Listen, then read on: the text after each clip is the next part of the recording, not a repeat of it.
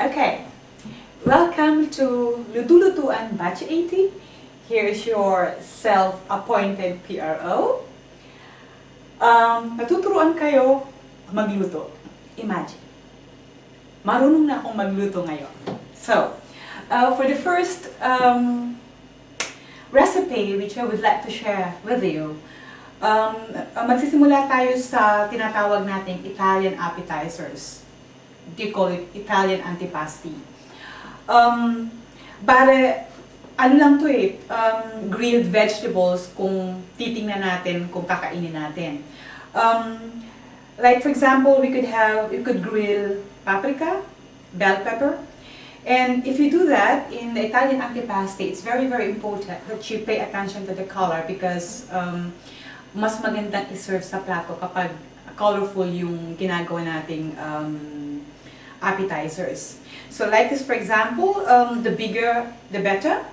You have here paprika in red, you have in green, and you have yellow. Meron din tayo sa Pilipinas, kaya nga lang siguro medyo may maliit lang ng konti. And then we have here zucchini. Hindi ko alam kung ano ito sa Tagalog o ano ito sa English. Ang tawag ko lang dito zucchini. And parang patola siya pero the difference is ang patola kasi nagtutubig kaya hindi natin pwedeng gamitin yon. And then we have here tomatoes, so mga kamatis. And kung gagawin niyo itong recipe na ito, the very important thing is kailangan na wag nang mas liliit pa dito or siguro lumiit man, hindi masyadong maliit kasi magkukupos pa kasi siya kapag grinil natin ito mamaya. And then you have eggplant, aubergine, ang tawag nila dito. And this recipe calls for a lot of bawang. Kasi tayo mga hindi takot sa aswang. We have to use a lot of garlic. And also, the most important thing is kung meron tayo niyan sa Pilipinas or if you could buy somewhere kung saan man kayo nakatira sa mundo, you buy fresh garlic because fresh garlic really makes a lot of difference. And then another thing, after we have grilled this later, I'm going to show you how to grill this. Hindi basta-basta ihaw lang, no? You have to use a lot of olive oil. You know, in using olive oil, kailangan make the point na huwag kayong bibili o gagamit ng olive oil na yung pinakamura.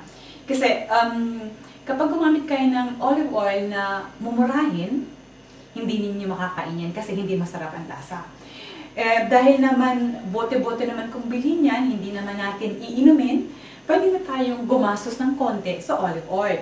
Kasi, actually, itong olive oil, pwede natin rin gamitin yan sa balat. Ginagamit ko yan pagkatapos maligo, or sa buhok. Pagkatapos hindi nyo na kinakailangan ng conditioner, yung para halimbawa, katulad ko, sa pagsusuklay. Hindi ko medyo masuklayan, dahil sabit ang sabit yan, so I use olive oil. And because I have a good olive oil, I can use it for, you know, for everyday lives. And then, another thing is yung asin. Actually, I am very, very particular with the salt I am using. Like this one, this is an asin from France. You know why? Kasi ito yung talagang galing sa dagat. Yung ano niya, yung grain niya, malalaki. Kaya kayo, huwag kayong bibili ng mga iodized salt na yan, kasi Pinoy yan, bili na lang kayo sa palengke. Kasi sa palengke sa Pilipinas, di ba, talagang buo-buo yung asin. So, and then, another thing is, you have to use pepper. You know, whenever you use a pepper, kinakailangan, what you could do is,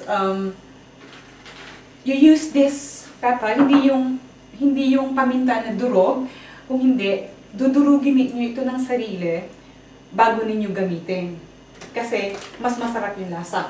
And one of my secret is, I pound or I grind salt together with the pepper kasi mas iba ang lasa ng ganun. And another thing is, when you prepare this kind of dish, it has to be beautiful. Just as I've said, the color, you know, the plate you're using, and so on. You know, a white plate is also very nice because it wouldn't, you know, it would come out the colors of the vegetables.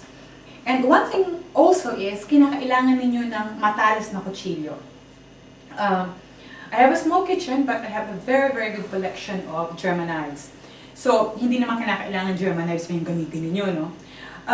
But just make the point that your knives ay talagang matalas. Bakit? Kasi, kung yung, halimbawa, maghihiwa kayo ng kamatis, no? I-use kamatis. Kung mapurol yung kutsilyo, di syempre, kinakailangan ninyo ng lakas niya. Ang mangyayari, yung mga, okay lang sana yung kamatis kung mapigana yun sa kakadiin ninyo ng paghihiwa. Kasi aalisin naman natin mamaya, makikita ninyo, aalisin ko yung sabaw niyan. And, ay yung katas pala.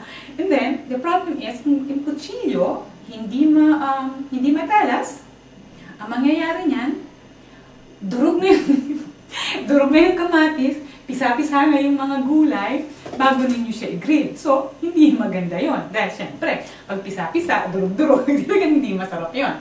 So, I would suggest that you use magandang kutsilyo. Hindi naman kinakailangan ng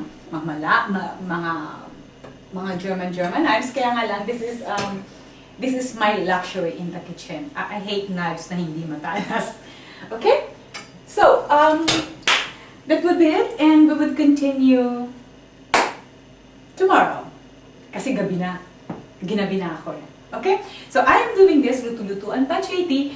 So, all of us could share our recipes, and there will be dynamic in this page. See you then.